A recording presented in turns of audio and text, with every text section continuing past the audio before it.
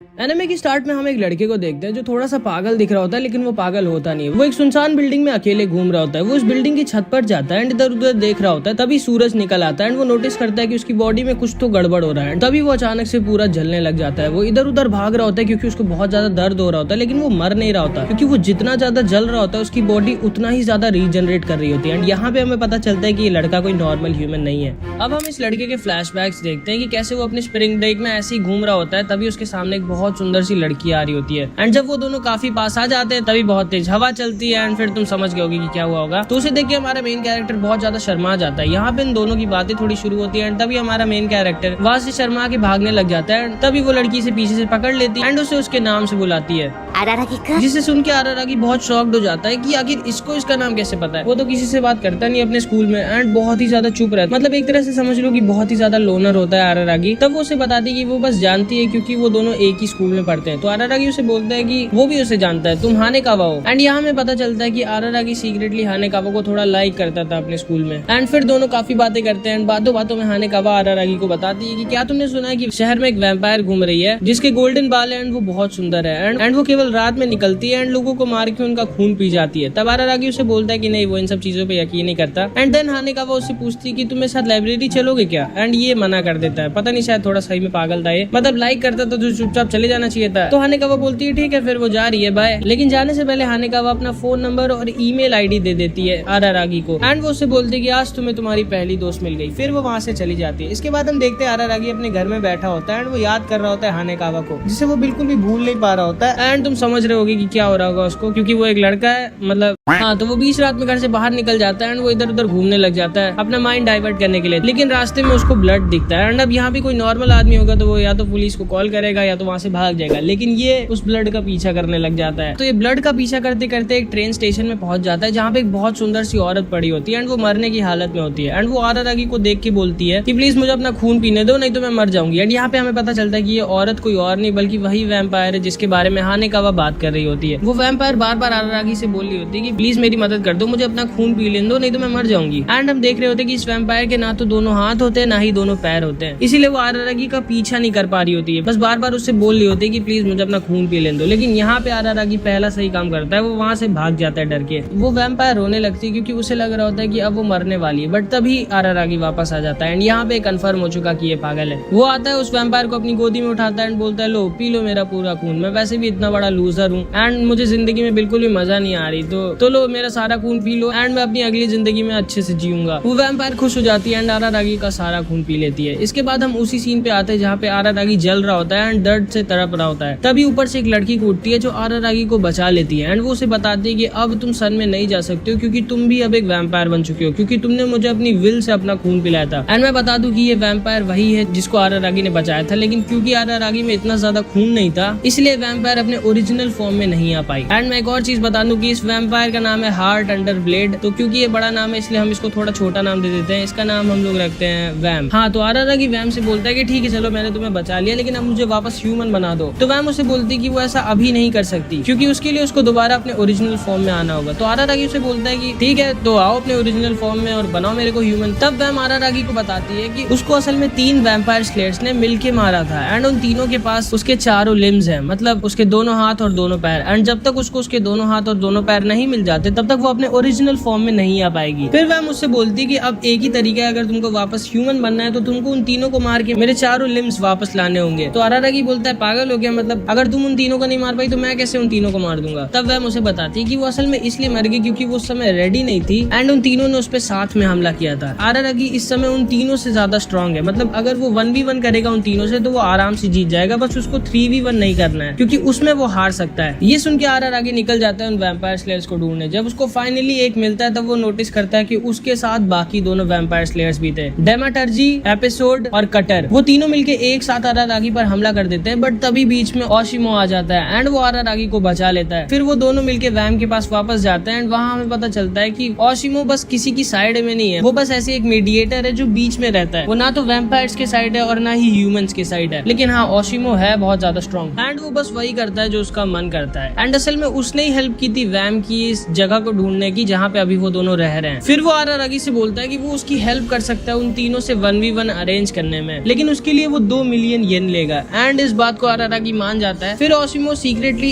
एक vampire slayer डेमाटर्जी से आरारागी की मीटिंग सेट करवाता है, जहाँ पे वो दोनों शर्त लगाते हैं कि आरारागी ने अगर डेमाटर्जी को हरा दिया तो वो वापस करेगा वैम का एक लिम्ब, एंड अगर डेमाटर्जी ने आरारागी को हरा दिया तो उसको लेके जाना पड़ेगा वैम के पास, जहाँ पे डेमाटर्जी वैम को मार देगा। तो फिर दोनों में लड़ाई स्टार्ट हो जाती है एंड डेमाटर्जी एक लात में आरारागी का एक हाथ काट देता है। फिर वो डर के भागने लग जाता है, बट तभी रास्ते में उसका हाथ दोबारा से रीजनरेट हो जाता है। डेमाटर्जी उसे बहुत गंदा मार रहा होता है, आरारागी किसी तरह बच के भाग रहा होता है, बट तभी आरारागी को बेसबॉल मिलते हैं एंड वो डेमाटर्जी पे बेसबॉल से मारने लग जाता है, जिससे डेमाटर्जी पे कुछ भी इफेक्ट नहीं पड़ रहा होता, बट बेसबॉल्स तो बस एक डिस्ट्रैक्शन थी। अचानक से आरारागी बेसबॉल्स की जगह एक मेटल बॉल फेंक के मार देता है एंड क्योंकि डेमाटर्जी को लग रहा था कि ये भी एक बेसबॉल है तो वो उसे डॉज नहीं करता एंड उसके मुंह पे वो मेटल बॉल लग जाती है। अब उसका पूरा मुंह फट जाता है एंड वो जमीन पे गिर जाता है। तब आरारागी पूरा का पूरा एक आयरन लॉन रोलर उठाकर बोलता है कि अब लड़ मुझसे, एंड यहाँ पे डेमाटर्जी गिव अप कर देता है क्योंकि सारे वैम्पायर्स में वैम और आरारागी की तरह सुपर फास्ट रीजनरेशन नहीं होता, वो लोग कई 2-3 दिन में ही रीजनरेट कर सकते हैं एंड अगर अभी डेमाटर्जी गिव अप ना करता तो वो मार दिया जाता। एंड यहाँ पे डेमाटर्जी को हरा के आरारागी को वैम का एक पैर मिल जाता है, जिसे खा के वैम अब थोड़ी सी बड़ी हो जाती है एंड थोड़ी सी स्ट्रॉन्ग हो जाती है। इसके बाद हम देखते हैं हानेकावा आती है आरारागी से मिलने एंड अभी दोनों की दोस्ती थोड़ी गहरी हो चुकी होती है। हानेकावा असल में आरारागी के लिए कपड़े लाई होती है। आरारागी हानेकावा को सब कुछ बता देता है कि उसके साथ क्या क्या हो रहा है एंड ये भी कि अब वो जा रहा है एपिसोड से लड़ने, जो डेमाटर्जी से भी ज्यादा ताकतवर है एंड वहीं से उसको वैम का दूसरा पैर मिलेगा। फिर वो जाता है एपिसोड से मिलने, जो एक दूसरा वैम्पायर स्लेयर था एंड उसके पास एक बहुत बड़ा क्रॉस होता है और उसके पास फॉग और मिस्ट की पावर होती है। वो आरारागी को बहुत ज्यादा मार रहा होता है एंड आरारागी बिल्कुल भी उसके सामने टिक नहीं पा रहा होता, बट तभी बीच में हानेकावा आ जाती है एंड वो उसे बता देती है कि एपिसोड के पास फॉग और मिस्ट की पावर है। तभी एपिसोड अपने क्रॉस से हानेकावा का पेट फाड़ देता है, जिसे देखकर आरारागी पागल हो जाता है एंड वो एपिसोड को बहुत गंदा मारने लग जाता है। वो उसे उड़ा के लेके जाता है एक स्टेडियम में, जहाँ पे वो बहुत ज्यादा डस्ट उड़ा देता है जिसमें फॉग और मिस्ट सर्वाइव नहीं कर सकते एंड इसकी वजह से अब एपिसोड भी बहुत ज्यादा कमजोर हो गया था एंड तभी उसको आरारागी पकड़ लेता है एंड वो बस उसको जान से मार ही चुका होता है, बट तभी बीच में ओशिमो आ जाता है एंड वो उसे बताता है कि फाइट ऑलरेडी खत्म हो चुकी है, एपिसोड बेहोश हो चुका है एंड अगर तुम एपिसोड को जान से मार दोगे तो तुम हमेशा के लिए एक वैम्पायर ही बन जाओगे। आरारागी उसको छोड़ के उठता है एंड वो ओशिमो की कॉलर पकड़ के बोलता है कि अगर तुम यहीं थे तो तुमने हानेकावा को बचाया क्यों नहीं। तब ओशिमो आरारागी से बोलता है कि तुम जानते हो मैं किसी की तरफ से नहीं लड़ रहा हूँ, मैं बस एक मीडिएटर हूँ, मैं उसको नहीं बचा सकता था, लेकिन अगर तुम चाहो तो मैं तुम्हारी हेल्प कर सकता हूँ, लेकिन उसके लिए मुझे 3 मिलियन येन और चाहिए, जिसे आरारागी मान जाता है एंड देन ओशिमो उसे बताता है कि याद करो तुम्हारे ब्लड में हीलिंग प्रॉपर्टीज है। ये सुनते ही आरारागी दोबारा से हानेकावा के पास जाता है जो बस मरने वाली होती है एंड वो उसके ऊपर अपना बहुत सारा खून गिराने लग जाता है, जिससे हानेकावा को जहाँ जहाँ चोट लगी थी वहाँ वो भी रीजनरेट करने लगे एंड वो असल में एक वैम्पायर तो नहीं बनी, लेकिन वो बस ठीक हो गई। इसके बाद हम देखते हैं कि वैम को उसका दूसरा पैर भी मिल गया एंड अब वो और ज्यादा बड़ी और ताकतवर हो गई है। आरारागी और हानेकावा साथ में बैठकर बात कर रहे होते हैं एंड आरारागी हानेकावा से बोलता है कि वो बहुत डर गया था जब उसको चोट लगी थी एंड अब वो नहीं चाहता है कि फिर से ऐसा हो, इसलिए आरारागी हानेकावा से कह देता है कि अब तुम मुझे सीधे स्प्रिंग ब्रेक के बाद ही मिलना, क्योंकि उस समय तक मैं नॉर्मल ह्यूमन बन चुका हूँ एंड अब तुम उससे पहले मेरे से मत मिलना, क्योंकि आरारागी को अभी नहीं पता था कि उसके साथ अभी आगे क्या होने वाला है। हानेकावा उस चीज को मान जाती है एंड वहाँ से जाने से पहले उसको अपनी पैंटीज दे देती है कि तुम ये मुझे वापस कर देना जब तुम मुझे स्प्रिंग ब्रेक के बाद मिलना, पता नहीं क्या हो रहा है भाई सिनेमे में। और फिर वो जाने से पहले बोलती है कि तुम खुद सोचो, तुमको तो बस एक आदमी से लड़ना है, मुझे तो बिना पैंटीज के घर तक जाना है। और फिर वो वहाँ से जाने लगती है, लेकिन वो घर तक पहुंच नहीं पाती, उससे पहले उसको कटर पकड़ लेता है जो कि तीसरा वैम्पायर स्लेयर होता है एंड कटर के पास ही वैम के दोनों हाथ होते हैं एंड अब आरारागी जाके बोलता है कटर से कि आखिर तुमने इसको क्यों पकड़ा, तुम्हारी लड़ाई तो मुझसे। तब कटर बोलता है कि मैं जानता हूँ तुम बहुत ज्यादा ताकतवर हो, तुमने उन दोनों को हरा दिया तो मुझे भी हरा सकते हो, लेकिन मैं अभी हारना अफोर्ड नहीं कर सकता। मैं चाहता हूँ कि जैसे ये फाइट स्टार्ट हो तभी तुम गिव अप कर दो ताकि मैं इस फाइट को जीत जाऊं और तुम मुझे लेके चलो वैम के पास जहाँ पे मैं उसको मार सकूं। लेकिन जैसे ही उन दोनों की लड़ाई स्टार्ट होती है, हमारा आरारागी इतना ज्यादा स्ट्रांग हो चुका होता है कि वो तुरंत ही कटर को लपेट देता है एंड उसे वो हरा देता है। अब यहाँ से उसको वैम के दोनों हाथ भी मिल जाते हैं एंड वो उन दोनों हाथ को जाके वैम को दे देता है एंड अब वैम दोबारा से अपने फुल स्ट्रेंथ में आ जाती है एंड दोबारा से बहुत ज्यादा स्ट्रांग हो जाती है। अब आरारागी उससे बोलता है कि अब मुझे वापस ह्यूमन बना दो। तब वैम उससे बोलती है कि पहले थोड़ी बातें कर लेते हैं, उसके बाद मैं तुम्हें ह्यूमन बना दूंगी। वो दोनों साथ में बैठ के बहुत बातें करते हैं एंड बहुत हंसते हैं। फिर आरारागी बोलता है कि इससे पहले वो ह्यूमन बने, वो चलो हम लोग कुछ खा लेते हैं क्योंकि मुझे बहुत भूख लगी है। वैम उससे बोलती है कि ठीक है जाओ बाहर से कुछ राशन वाशन ले आओ। अब आरारागी बाहर जाता है एंड उसको लगता है कि ये राशन का मतलब आटा दाल चावल ये सब लाना था, तो वही खरीद के घर ले आता है। लेकिन जैसे ही वो घर आता है वो देखता है कि कटर वहाँ पे मरा हुआ पड़ा हुआ था, क्योंकि वैम अपनी फुल स्ट्रेंथ में आ गई थी। उसकी स्ट्रेंथ को बहुत दूर तक सेंस करा जा सकता था एंड उसी की वजह से कटर यहाँ तक आ गया था एंड ऑब्वियसली कटर वैम को नहीं हरा सकता था जब वो अपनी फुल स्ट्रेंथ में थी एंड इसी वजह से बैटर हार गया एंड अब वैम उसको बैठ के खा रही थी। इस चीज को देख के आरारागी बहुत ज्यादा डर जाता है एंड वो नीचे भाग जाता है। अब वो वहाँ नीचे रियलाइज करता है कि उसने कितनी बड़ी गलती कर दी है, क्योंकि वैम लगभग 500 साल की होगी एंड अभी तक उसने कितने ह्यूमंस को खाया होगा एंड क्योंकि अब वो दोबारा से जिंदा हो चुकी है इसलिए अब वो और कितने ह्यूमंस को खाएगी। तब उसे समझ में आता है कि वो कितनी बड़ी गलती कर दिया है, क्योंकि उसने उन तीनों को ही मार दिया जो ह्यूमंस की तरफ से ही लड़ रहे थे।